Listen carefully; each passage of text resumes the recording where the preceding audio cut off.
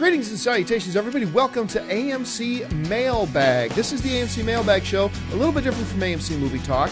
Now, on AMC Movie Talk, which is our daily movie news show, of course, we take mailbag questions from you guys every day. You can email us your topics or your questions at amcmovietalk@gmail.com. But since we only get a chance to get to 2 or 3 questions a day, we thought we would start this new show that we would do on Saturdays and Sundays called AMC Mailbag, where all we do is take your mailbag questions. You can tell it's a lot more informal. I'm just sitting here at my desk. We don't really pay attention to the time too much.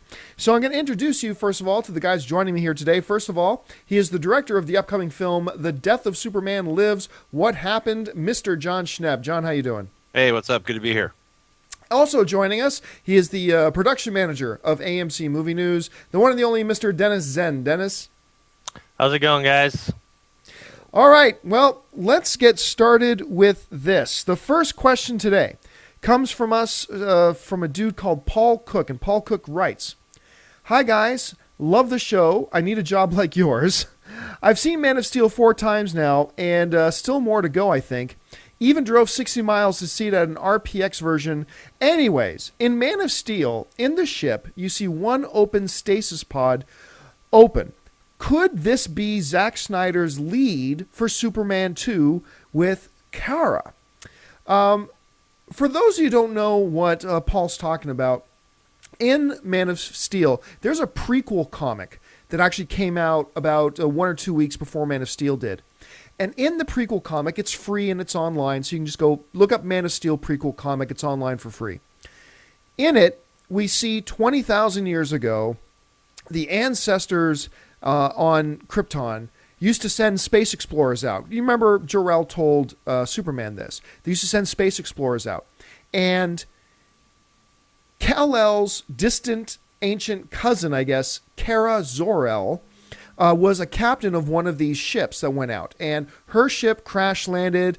There was a mutiny on board, but her ship crash landed. And the last thing you see is her walking off away from the ship. And then, of course, that was 20,000 years ago. And, of course, in Man of Steel, when Kal-El finds the ship, he sees, a body in one of the pods, but he also sees an open, empty pod. We can only assume that's Kara Zor-El's pod. So, Schnepp, you've read the prequel comic. You've seen the movie. Do you think there is a chance that Zack Snyder actually intends to use Supergirl, Clark's cousin Kara? Do you think there's a chance he plans on using her? To be honest with you, I didn't even realize it was online. I thought they had printed the comic. And so I went to some comic stores. I was like, have you guys heard of this prequel comic, Man of Steel? It's got Supergirl. It's drawn by Jerry Ordway. And they were like, nope. And yesterday, nobody had heard about it. And yesterday, one of the comic shops I go to, House of Secrets, they typed it into Google and they were like, well, it's only available it's online, but you can't get it. So I just typed it in right when you were talking about it, and now it popped up. So I haven't actually read it yet. So I'm excited to read it. But, I think it's a perfect intro to Kara, and you can have a Supergirl. You don't know what happened to her. I don't know if they tell you. I hope she doesn't die in the comic. Does she? Well, no, all we see in the comic is the last thing we see in the past is a shot from outside of the shuttle or of the ship, and you just see this little figure walking off in the snow.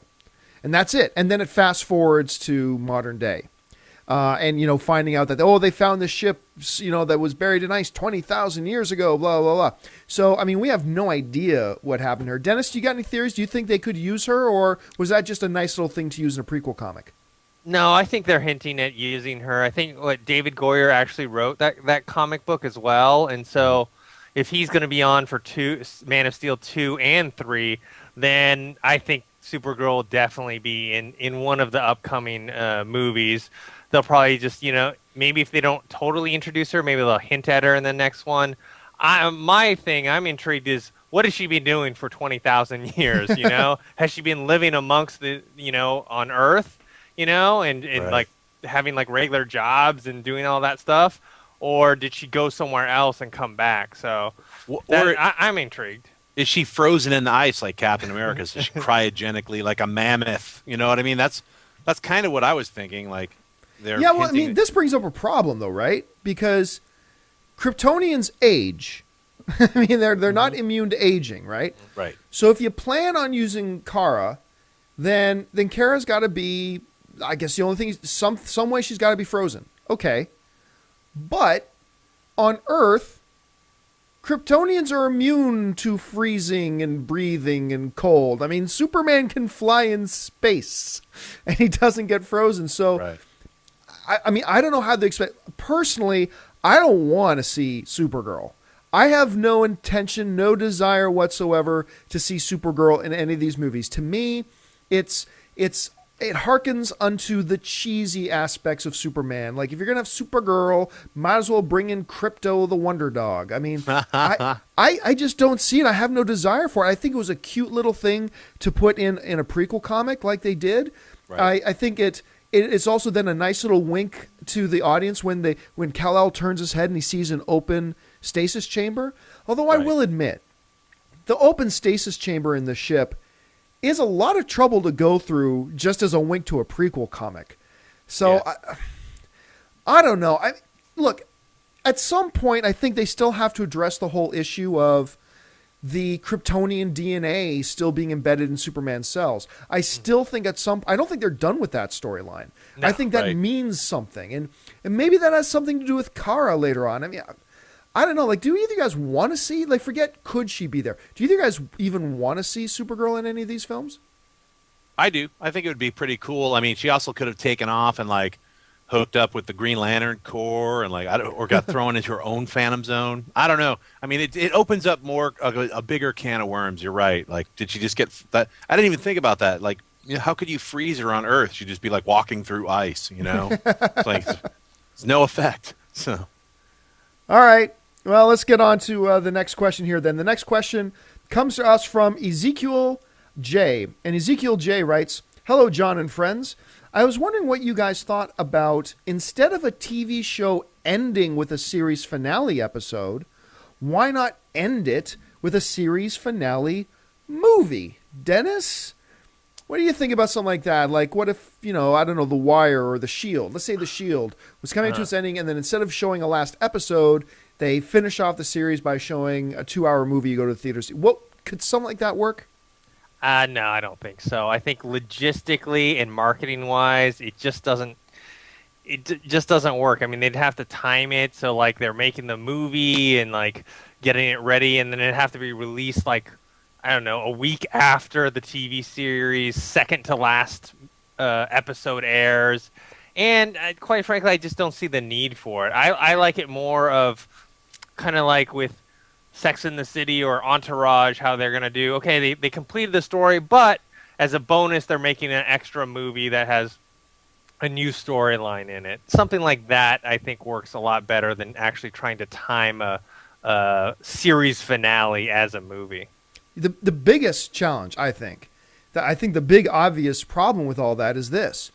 If you, like I've said before on the show, if you take something like a Game of Thrones and then have a series finale, and then maybe a year or two later have a self-contained 2-hour movie, I think that works. I think you could do a Game of Thrones prequel movie now. I think you could do that. But here's the problem with, the series finale is a movie. Here's the biggest problem.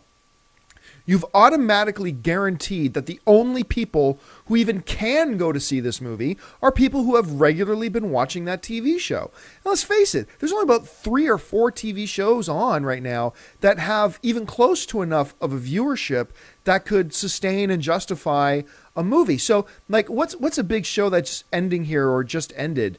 There was some show just had a big series finale. What was it? And none of us can remember now. Okay, that just goes to show you how popular these things are. Let's say for whatever reason that Supernatural was ending, okay? But they've got another season. Let's say they built it up to a cliffhanger and said to be completed in this summer's motion picture Supernatural. Okay, well now only people who watch Supernatural, you don't even open up the option for other people to go watch it. Only those people can see it. And there's just not the numbers don't add up. You can't do it. It's absolutely impossible. At least that's how I see it. Schnepp, am I missing something? I would be incredibly pissed off if I was watching a television series and then they were like, and the special series finale will be at a movie theater where you'll have to go pay $25 with your friends. And I would probably not watch the TV show and be like, yo, I'll just wait till all of it's over and then I'll watch all of it on DVD or on Netflix for free for my $8.95 a month. I would feel like I'm being betrayed, getting set up. Like, here's the way I think it would work. If you started out as a movie, then you did a series, like how they talked about doing Dark Tower and how they should be doing Star Trek, the new Star Trek. They should have a 10-episode series and then do Star Trek 3.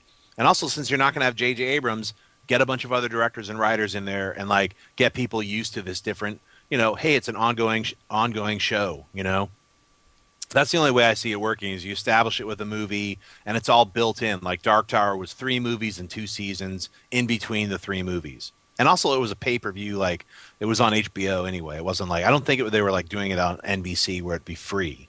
So, right.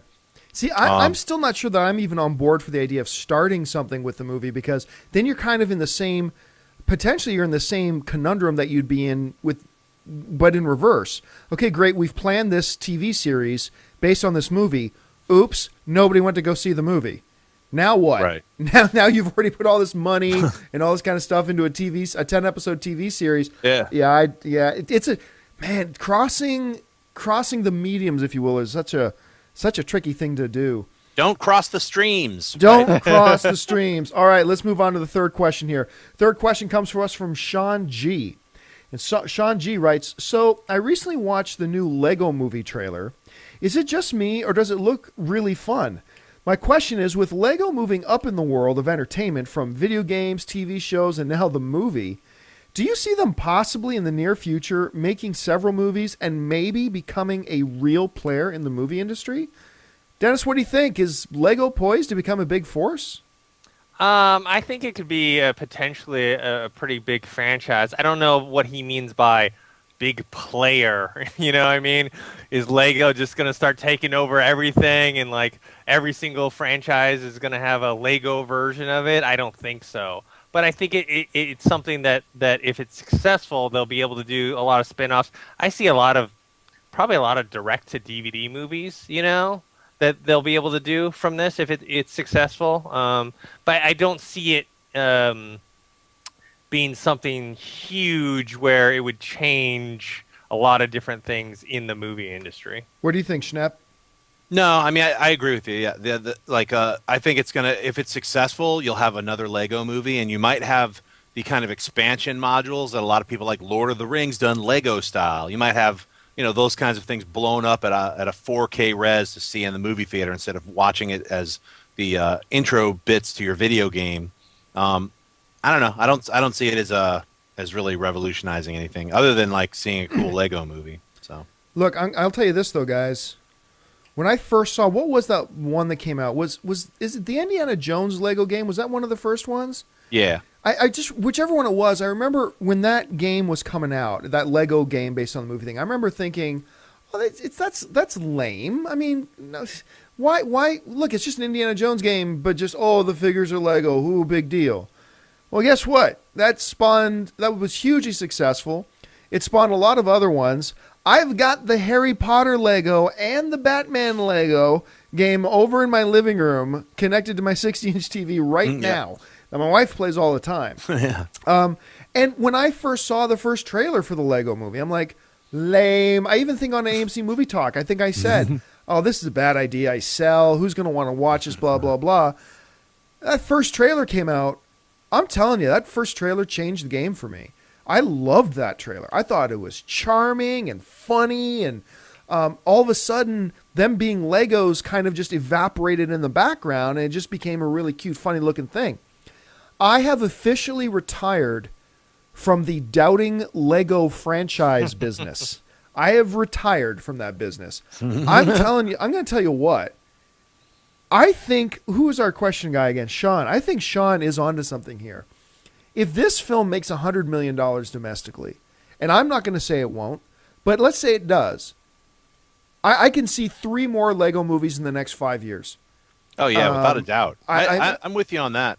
Yeah, I mean, I'm flabbergasted by that. Dennis, you've been in the office with me watching this Lego saga unfold. Like, what's your thought on this? Yeah, I mean, I think it can be successful, and they can make a nice run of movies and some expansion, direct-to-DVD stuff. But what I'm saying is I don't think eventually, like, let's say they do 2 or 3 of these, I think the novelty of it is going to wear out for a little while, and they're going to have to back off of it and then maybe come back to it later. I just don't see it as That's what he said was a player, Right, in right. It's the not going to be a movie. game changer. Yeah. It's definitely like I see.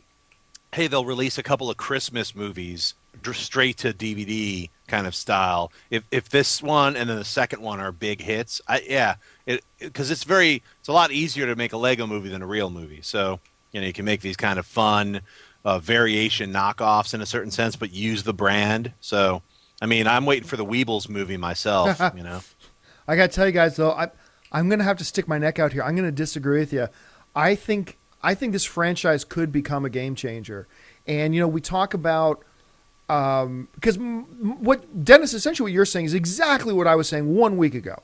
I mean, the novelty of this is going to wear off really fast. It's going to be maybe some DVD movies. I don't believe that anymore.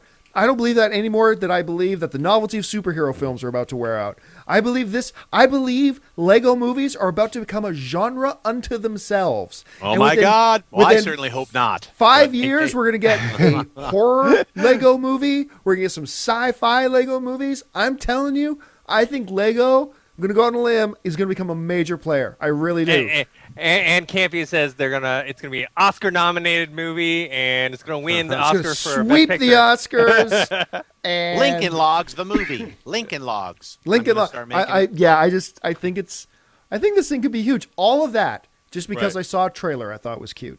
All right, let's move on to the next question here. The next question comes to us from William Newberry, and William writes, "Hey guys, really enjoy the show. Now, when I'm looking for movie news, the first thing I do is watch your videos." Well, thanks, William. My question is about Hal Jordan. DC recently revealed that Green Lantern is added to the list of gay superheroes. If Green Lantern is rebooted, do you and I assume he means by the movies. If Green Lantern is rebooted in the movies, do you think they will follow the new Hal or keep the old one? Personally, I don't think big movie studios are ready to take the leap and have controversy over its first gay superhero. Hopefully I am wrong, and we are entering a new open-minded era. What do you think? Will William, great question. Thank you for the question. But need to correct a couple things here. And, Dennis or Schnepp, correct me if I'm wrong here. Hal Jordan is not gay in the comic book. Right. The original, what's the name of the Golden Age Green Lantern again? Alan Scott. Alan Scott. Thank you, Dennis. So Alan Scott, who is the original Green Lantern, the Golden Age Green Lantern, they keep bringing him back now and again, blah, blah, blah. But DC has got this new thing called the 52, which they've kind of rebooted everything. Everything's fresh start in the 52. And in the 52, Hal Jordan is the Green Lantern again. Now, they still have stuff. DC still has comic books outside of the New 52 that are still going. That's like Earth 2 and stuff like that. And in those comics, that's like an alternate universe, Earth 2, Alan Scott is the Green Lantern again. And that Green Lantern is the gay Green Lantern. They've made him a gay character, which is kind of ironic because I think DC's first gay character was, what's his name? Opedia or something like that, who was Alan Scott's son, oddly enough. So no, Hal Jordan is not gay in DC Universe because he's in the 52 universe of DC, the Earth 1 universe of DC, but the Green Lantern in Earth 2, which is Alan Scott, the Golden Age one, that character is gay. That, getting out of the way. it's a lot to get out of the way. Yeah. It's still a really good question about, okay, let's just then go with the question of, do we think that studios are ready yet to take that step and have one of their characters be a gay character? I think it's fair to say, I'm going to throw out a few ideas here, then I want to hear what you guys have to think about this. I think it's fair to say that none of the studios are ready yet to say, have a standalone superhero film where just the main character is gay. I don't think they're ready to do that yet. But I wouldn't be shocked out of my mind if like either a Justice League or a Justice League-like film or an Avengers 2 or 3 might be willing to step out and have one of the players in the film be a gay character. I mean, it would be a nice crack in the door to get things opened. Maybe. I don't know if they're there yet. I mean, I'd like to think they're there. But anyway, Schnepp, what do you think? Do you think Hollywood's at that point yet? Well, with Avengers 2, you could have a gay Quicksilver. Why not? Yeah. I mean, they have a characters North Star, North like Star. in Alpha Flight. I mean, there's a lot of characters who are gay in comic books, and I thought it was kind of weak, to be honest with you, with DC being like, yes, we've got a gay Green Lantern, but it's on Earth 2. It's not really. He's not really gay. It's on this other world kind of universe. But they made a big deal. It's sort of like the death of Superman kind of thing. And then he comes back in a year. This was like, we've got a gay character and it's Green Lantern, but it's on Earth 2. So don't get too wigged out for the people who are going to get wigged out. So I don't see any problem with any of these superheroes, being gay in a movie, whatever. I just think it's like either commit to it or not. The Earth 2 Green Lantern gay business, sort of like, and if you like Green Lantern, you're not a big fan of like Hal, what's his name again? Alan Scott with the red cape. He's like the dude who used to hold the lantern like, hi, Because I never liked that guy when I was a kid. I was like, I'm not even a big Green Lantern fan, and I didn't like that one. I liked that guy less. So it's like, put him on Earth 2. Now he's gay. Who cares? Really. Dennis, how do you see except for like the super, like, I have all the comics, like some super bunged up Wikipedia checking dude, like, I can't believe they made Alan Scott gay. That's the only people who are going to get upset about it. Other people will be like, whatever, man, he's gay. Awesome. Who's he fighting? Is Sinestro gay? Well, it doesn't really, I don't know if it matters. So, Dennis? That's how I feel about it. I mean, I don't have a problem with it, but I don't think, given the amount of money that is put into these, superhero and comic book movies, I don't think Hollywood would be willing to risk a lead character being gay. Like you said, maybe one of the other like team-oriented ones, like Avengers, Justice League, or X-Men or something like that, having like a side character being gay. I think they might be able to do that, but having the lead character, like a Superman, a Spider-Man, Yeah, to be quite honest, I actually believe wholeheartedly there's probably a couple of studios that probably want to go in that direction, that would really like to introduce the first on-screen homosexual superhero character. I think they are a little bit nervous about what the financial repercussions would be. Do they think, what is it? William asked the questions. Do we think the studio is ready to do that? I think maybe the bigger question really is the average movie-going audience ready to see that and accept it? We'd all like to think and hope that we are. But, I think there are legitimate reasons why a studio might be afraid of that a little bit right now. But I think it's inevitable that that's the way we're going. At some point, one of these studios is going to take the leap and introduce us to our first on-screen gay superhero character, and then it'll become a dead issue. I think at that point... I agree. I think it's like gay people are just as human as anyone else. And, if they make a gay-centric film, it's not like they're going to concentrate on all the gay aspects. It's like, hey, the guy's gay or the lady's a lesbian. That's just, Batwoman is a lesbian now in comic books. And it's not a big deal. It's just that's her preference. Well, they're not as human as anybody else. If they're superhuman, okay, that sucks. So they're super gay, right? All right, let's move on to the next question. The next question comes to us from Benny Blanco, who writes, so The Last Starfighter is the best 80s cult classic in my personal opinion. I love that film, dude. Yeah. As a kid, this movie gave me passion for films, sci-fi, and video games. And I'm sure a lot of people share the same feeling as I do towards this movie. I remember in late 2011, early 2012, there was chatter around a possible sequel or remake. But there's been no news since it was scrapped. There's been no news since. Was it scrapped? Was the rumors even true? The way it mixes sci-fi and video games, I believe it can work today. So, can a Last Starfighter sequel or remake be successful with today's moviegoers? Your thoughts? Dude, I love The Last Starfighter. It's one of those... Effects aside, it's a movie that holds up. I really dig it. It's so much fun and whatever. And you can add, there's two ways to do this. One, you can do a reboot. This is a movie that could easily be rebooted in today's thing. Maybe it's not happening in an arcade, But Right. now, the Star League is monitoring Xbox One games or monitoring Right. because apparently everything on Xbox One monitors you. Anyway, so That's right. so maybe they monitor that or whatever. It's totally viable. You can go that route. Now, another way you could do it is kind of do the Tron thing. This is a sequel. This is a straight up sequel now set however many years down the road, 20 years later. And you could straight up sequel it, much like Tron came back and sequeled it so many decades later. I think there's a lot of ways you could do this. Dennis, would you want to see a Last Starfighter movie? And if so, and if you were a studio head, how would you do it? Yeah, I mean, I like Last Starfighter. I haven't seen it since I was a kid. I think they could remake it, especially given today's technology. I don't know how much the name itself resonates.